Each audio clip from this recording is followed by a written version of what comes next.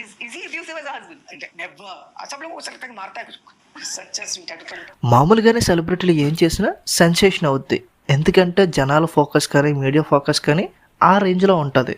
అలాంటప్పుడు ఈ సెలబ్రిటీలు కొంచెం జాగ్రత్తగా ఉండాలి. కానీ ఈ సెలబ్రిటీలు తమ పర్సనల్ విషయాలు పబ్లిక్గానే డిస్కస్ చేయడం జరిగింది. కానీ అది చాలా పెద్ద కేయాస్కి దారి తీసిందని చెప్పాలి. ఎందుకంటే పెళ్లికి ముందు రిలేషన్షిప్లో ఉంటే వెల్ అండ్ గుడ్, బట్ పెళ్ళైన తర్వాత కూడా ఇల్లీగల్గా ఒక రిలేషన్షిప్ని డ్రైవ్ చేస్తున్నావంటే డెఫినెట్గా కేయాస్ క్రియేట్ అవుద్ది అండ్ దాని మీద డిస్కషన్ స్టార్ట్ అవుతాయి. సో అలా కొంతమంది సెలబ్రిటీస్ తమ ఇల్లీగల్ రిలేషన్షిప్స్ అంటే పెళ్ళైన తర్వాత కూడా ఇంకో రిలేషన్షిప్లో ఉన్న సెలబ్రిటీలు మీడియా ముందుకు వచ్చి చాలా పబ్లిక్గానే డిస్కస్ చేస్తున్న కొన్ని విషయాల గురించి ఈ వీడియోలో మనం మాట్లాడుకుందాం. నెంబర్ 1, ఆదిత్య పాంచోలి, కంగనా రనౌత్. బాలీవుడ్లో పాతకాలపు యాక్టర్ అయిన ఆదిత్య పాంచోలి, కంగనా రనౌత్ల మధ్య రిలేషన్షిప్ 2003లో స్టార్ట్ అయింది. పోతే ఆయనకి 1984 ఆ మధ్యలోనే జరీనా వహాబ్ అనే యాక్టర్తో వివాహం జరిగింది. రీసెంట్ గా మన రాజా సాబ్ లో ప్రభాస్ కి నానంగా యాక్ట్ చేసిన ఆవిడే ఈయన భార్య. వీళ్ళిద్దరికి కలిపి 2 kids ఉండడం జరిగింది. అండ్ కంగనాకి పాంచోలికి మధ్య వయసు గ్యాప్ కొంచెం ఎక్కువగానే ఉన్నప్పటికీ కూడా 2000 ఆ టైంలో వీళ్ళిద్దరి మధ్య ప్రేమ అనేది స్టార్ట్ అవ్వడం జరిగింది. అండ్ 2003 ఆ టైంలో వీళ్ళిద్దరూ కలిపి ఒక సపరేట్ గా కాపురం కూడా పెట్టేశారంట. పోతే కొన్ని సంవత్సరాలు బాగానే కలిసి ఉన్నప్పటికీ కూడా one fine day Kangana Ranaut media ముందుకు వచ్చి ఆదిత్యది అసలు మెంటల్ టాక్సిక్ రిలేషన్షిప్, మంచోడు కాదు, అసలు ఎప్పుడు కూడా డ్రగ్స్ లోనే ఉండేవాడు అండ్ డ్రగ్స్ తీసుకోవడం, నన్ను రేప్ చేయడం ఇలాగే చేసేవాడు, నన్ను చాలా దారుణంగా శారీరకంగా మానసికంగా హింసించడం జరిగింది, ఆయనతో ఉన్నన్ని రోజులు కూడా నేను అసలు మనిషి కింద లేను అని ఒక స్ట్రాంగ్ కాంట్రవర్సీకి తెరలేపడం జరిగింది. దాని తర్వాత ఆదిత్య మీడియా ముందుకు వచ్చి ఎస్ మేమిద్దరం కలిసి ఉన్నమాట నిజమే, ఆ టైంలో ఆవిడ బిల్స్ అన్ని నేనే పే చేసేవాడిని, రెంట్ కూడా నేనే కట్టేవాడిని తప్ప ఆవిడ నుంచి ఏ ఒక్క రూపాయి కూడా నేను తీసుకోలేదు. పోతే ఒక రోజు ఒక కాల్ రావడం జరిగింది. ఆ కాల్లో అవతల వ్యక్తి కంగనాతో క్లోజ్ గా మాట్లాడడం జరిగింది. సో ఇది చూసిన తర్వాత తన మెసేజెస్ కూడా చెక్ చేశాను.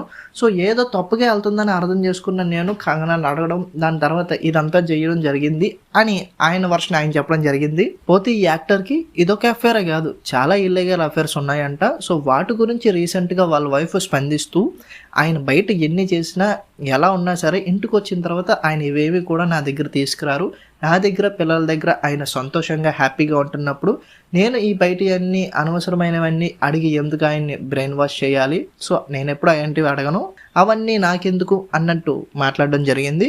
ఈ ఎంటైర్ ఇష్యూలో వాళ్ళ వైఫ్కి ఏ ప్రాబ్లం లేదు వాళ్ళ హస్బెండ్ వల్ల. ఈ మాటలు చాలా మందికి నచ్చలేదు. మగాడైనంత మాత్రాన బయటికి వెళ్ళి ఏమైనా చేసేస్తాడా అని కొంచెం కాంట్రవర్సీ కూడా క్రియేట్ అయింది. Going to his wife and meeting her, and I'm like, please save me, and I'm younger than your daughter, I'm a minor. Number 2, Amitabh Bachchan, Rekha. వీళ్ళిద్దరికీ కూడా హిందీలో చాలా మంచి పేరుగా మంచి గుర్తింపు ఉంది. 1976లో అమితాబ్ బచ్చన్తో కలిసి ఒక సినిమా చేయడం జరిగింది. ఆ సినిమా పేరు అంజానే. ఆ సినిమా చేస్తున్నప్పుడు వీళ్ళిద్దరూ కూడా ఫీలింగ్స్ ఎక్స్చేంజ్ చేసుకోవడం జరిగింది. పోతే ఆ టైంకే మన అమితాబ్కి పెళ్ళి అయిపోవడం కూడా జరిగింది. వాళ్ళు చివరిగా చేసిన సినిమా సిల్సిల్లా. ఈ సినిమా టైంకే వాళ్ళిద్దరి మధ్య ప్రేమ వ్యవహారం అందరికీ లీక్ అయిపోవడం జరిగింది.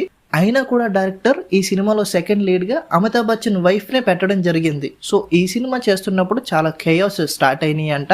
దీని తర్వాత జయా బచ్చన్ రేఖా గారిని ఇంటికి పిలిచి మరి ఏది ఏమైనా సరే మా హస్బెండ్ అయితే వదిలిపెట్టేది లేదు అన్నట్టు ఒక వార్నింగ్ కూడా ఇవ్వడం జరిగింది. దీన్ని అడ్రస్ చేస్తూ రేఖ తన ఫర్దర్ గా చెప్పిన పాయింట్ ఏంటంటే, నన్ను నిజంగానే డిన్నర్ కి పిలిచారు, పోతే ఆ ఎంటైర్ ప్రాసెస్ లో నాతో ఏం మాట్లాడలేదు, కానీ వచ్చేస్తున్న క్రమంలో మాత్రం నా భర్తను వదిలిపెట్టేది లేదు, అదేం పెద్ద డిస్కషన్ కి దారి తీయలేదు, సాఫీగా సాగిపోయింది అని జరిగిన విషయాన్ని చెప్పేయడం జరిగింది. పోతే రేఖ గారి సైడు ఎప్పుడు పాజిటివ్ సిగ్నల్ ఉన్నప్పటికీ కూడా అమితాబ్ బచ్చన్ తన వైఫ్ని పిల్లల్ని సైడ్ చేసి ఈవిడతో వెళ్ళే ప్రయత్నాలు అయితే మానుకోవడం జరిగింది. ఎందుకంటే ఆయన స్ట్రిక్ట్లీ ఫ్యామిలీ మ్యాన్, వాళ్ళ వైఫ్కి చాలా రెస్పెక్ట్ ఇస్తాడు అని రేఖా గారు చాలాసార్లు చాలా ఈవెంట్లో చెప్పారు. దాని తర్వాత రేఖా గారికి పెళ్ళి అయిపోయినప్పటికీ కూడా అమితాబ్ బచ్చన్ని వేసుకోవడానికి ఏ మార్గం దొరికినా అస్సలు వదిలిపెట్టరు. ఎక్కడికెక్కడ అమితాబ్ బచ్చన్ టాపిక్ వచ్చిందా ఆయన్ని ఏ విధంగా వేసుకుందామా అన్నట్టు చూస్తున్నట్టు అనిపిస్తుంది ఆవిడ మాట్లాడే మాటలు చూస్తుంటే. Especially hopelessly in love with him. Number 3, Naresh, Pavitra. Sudheer Babu హీరోగా నటించిన ఒక సినిమాలో వీళ్ళిద్దరూ పేరుగా చేయడం జరిగింది. అక్కడి నుంచి వీళ్ళిద్దరూ ఒకరి మీద ఒకరికి మంచి అభిప్రాయం కలగడంతో కొంచెం క్లోజ్గా మూవ్ అవడం, ఆ క్లోజ్నెస్ ప్రేమకు దారితీయడం, పెళ్లి చేసుకుందామన్న డెసిషన్కి తీసుకెళ్ళడం జరిగింది. అప్పటికే ఫస్ట్ మ్యారేజ్ వర్కౌట్ అవ్వక రెండో మ్యారేజ్ చేసుకోవడం జరిగింది. ఈ వైఫ్ ఉండగానే పవిత్ర గారితో ఎక్స్ట్రా మ్యారిటల్ అఫైర్ నడపడం జరిగింది. దీనివల్ల వాళ్ళ ఇంట్లో చాలా గొడవలు జరిగినాయి, న్యూస్ల్లో వినిపిస్తున్నాయి గాసిప్స్ రూపంలో. బట్ క్లారిటీ అయితే లేదు. బట్ వన్ ఫైన్ డే పవిత్ర లోకేష్ ఒక రూమ్లో హోటల్ గదిలో కలిసి ఉన్నప్పుడు వాళ్ళ వైఫ్ మీడియా మొత్తాన్ని తీసుకెళ్ళి వాళ్ళిద్దరూ కలిసి ఉన్న పిక్చర్ని జనాల మొత్తానికి పబ్లిక్కి బట్టబయలు చేయడం జరిగింది. పోతే ఆయన అక్కడ అస్సలు తగ్గలేదు. లిఫ్ట్లో కానీ కారు దగ్గర కానీ ఆయన చేసిన విన్యాసాలు చూస్తే డెఫినెట్గా ఏం జరుగుతుందరా అన్నట్టే అనిపించడం జరిగింది. పోతే వాళ్ళిద్దరూ ఇమేజ్ జనాలకి రివీల్ అయిపోయింది, మీడియాలో బ్యాడ్ అయిపోతాం, జనాల్లో బ్యాడ్ అయిపోతాం అన్న ఇంటెన్షన్లో నరేష్ గారు లేనట్టే అనిపించింది. ఎందుకంటే ఆయన అక్కడి నుంచి వెళ్ళేంత వరకు కూడా వాళ్ళ వైఫ్ దే తప్పన్నట్టు స్ట్రాంగ్ అయితే నించోగలిగాడు అక్కడ. పోతే దాని తర్వాత వాళ్ళ వైఫ్ మీడియా ముందుకు వచ్చి నరేష్ ఇలాంటోడు అలాంటోడు అని గట్టిగానే చెప్పడం, అండ్ నరేష్ గారు దీనికి రియాక్ట్ అవుతూ నా వైఫ్ ఎటువంటిదంటే చిన్న పిల్లోడు మా ఇంట్లో, వాడిని చూసుకోవడానికి కూడా టైం ఉండేది కాదు, పార్టీలకు తిరుగుతూ ఉండేది, అండ్ నేను షూట్ అయ్యి ఇంటికి వెళ్ళేటప్పటికి నాకు ప్రేమ అనేది లోపించడం జరిగింది ఇంట్లో, అండ్ నేనే లేట్గా వెళ్తున్నానంటే ఆవిడ ఏకంగా 2 గంటలకు 3 గంటలకు వచ్చి డోర్ కొట్టేది ఫుల్ డ్రింక్ చేసి. బట్ వన్ ఫైన్ డే పవిత్ర లోకేష్ ఆ ప్రేమ ఆవిడ దగ్గర దొరకడంతో ఆవిడని పెళ్లి చేసుకుందామని ఫిక్స్ అవ్వడం జరిగింది అని చెప్పడంతో ఆగిపోలేదు. స్ట్రాంగ్గా మేము కరెక్టు అని చెప్పడానికి మళ్ళీ పెళ్లి అన్న ఒక సినిమా తీసి జనాల మీద విసిరేయడం జరిగింది.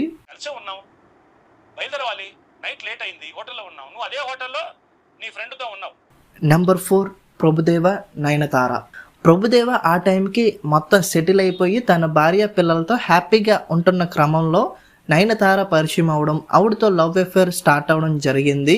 పోతే అఫేర్తో ఆగిపోదాం అనుకోలేదు, వీళ్ళిద్దరూ కలిసి పెళ్లి చేసుకోవాలనుకున్నారు. దీనికోసం వాళ్ళ వైఫ్కి డివోర్స్ ఇచ్చి మరీ నయనతారని పెళ్లి చేసుకోవడానికి రెడీ అయిపోయారు ఆయన. అండ్ దీనికి ముందు నయనతార సింబుతో రిలేషన్షిప్లో ఉన్నట్టు కొన్ని వార్తలు వచ్చాయి. పోతే కొన్ని కారణాల వల్ల దాన్ని బ్రేక్ అయిన తర్వాత ప్రభుదేవతో పెళ్లికి రెడీ అయ్యారు. దీనికోసం కంప్లీట్గా ఎవ్రీథింగ్ రెడీ అయిపోయింది, ఇంకా పెళ్ళి అయిపోతుంది, ఆల్మోస్ట్ అయిపోయే క్రమంలో వీళ్ళిద్దరి మధ్య ఏ మనస్పార్థాలు వచ్చాయో తెలియదు, కానీ వీళ్ళిద్దరూ కూడా హ్యాపీగా సెపరేట్ అయిపోయి నేనెవరో నీకు తెలియదు, నువ్వెవరో నాకు తెలియదు అన్నట్టు బిహేవ్ చేయడం జరిగింది. ఇది జరిగిన చాలా సంవత్సరాల తర్వాత డైరెక్టర్ విఘ్నేష్ శివన్తో నయనతారకి పెళ్ళి అవ్వడం, 2 పిల్లలు పుట్టడం, హ్యాపీగా ఉండడం అంతా జరిగిపోయింది.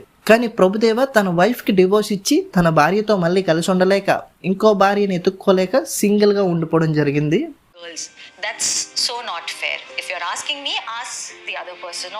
నెంబర్ 5 శ్రీదేవి బోనీ కపూర్. బోనీ కపూర్ పెళ్ళి అయిపోయి హ్యాపీగా ఉన్నాడు. అండ్ బోనీ కపూర్ వాళ్ళ వైఫ్కి బెస్ట్ ఫ్రెండ్ శ్రీదేవి గారు. తరచూ వాళ్ళ ఇంటికి వెళ్ళడం, అందరితో కూడా సందడిగా ఉండేవారంట. అండ్ ఎలాగో ఫ్రెండ్ భర్త కాబట్టి తను కూడా అన్నయ్య అని సంబోధించేవారంట స్టార్టింగ్లో. పోతే ఏమైందో తెలియదు, కానీ వీళ్ళిద్దరి మధ్య లవ్ అనేది పుట్టింది. దాని తర్వాత బోనీ కపూర్ తన వైఫ్కి డివోర్స్ ఇచ్చి శ్రీదేవి గారిని పెళ్లి చేసుకోవడం జరిగింది. పోతే అంతకు ముందే మిథున్ చక్రవర్తి, ఈయన కూడా వెటరన్ యాక్టర్, పాత చాలా సినిమాల్లో ఉన్నాడంట. సో ఈయనతో సీక్రెట్గా మ్యారేజ్ జరిగిందంట. పోతే ఆ మ్యారేజ్ వర్కౌట్ అవ్వక విడిపోవడం జరిగింది. దాని తర్వాత బోనీ కపూర్ని ప్రేమించి పెళ్లి చేసుకోవడం జరిగింది. సో ఈ వీడియోలో డిస్కస్ చేసిన ప్రతిదీ కూడా ఈ సెలబ్రిటీస్ మీడియా ముందుకు వచ్చి స్వయంగా వాళ్ళే ఒప్పుకోవడం జరిగింది ఎక్స్ట్రా మ్యారిటల్ అఫైర్స్ గురించి. సో ఈ వీడియో కనుక మీకు నచ్చితే ఒక లైక్ వేసుకోవడంతో పాటుగా మీరు ఇంకా మా ఛానల్ని సబ్స్క్రైబ్ చేయకపోతే ప్లీజ్ డూ సబ్స్క్రైబ్. ఒకసారి ఛానల్ని చెక్అవుట్ చేయండి. కంటెంట్ నచ్చితేనే సబ్స్క్రైబ్ చేసుకోండి. బై ద వే పక్కనే హైప్ అనే బటన్ ఉంటుంది, దాన్ని కూడా ఎక్కించేస్తారని ఆశిస్తూ థ్యాంక్ యూ.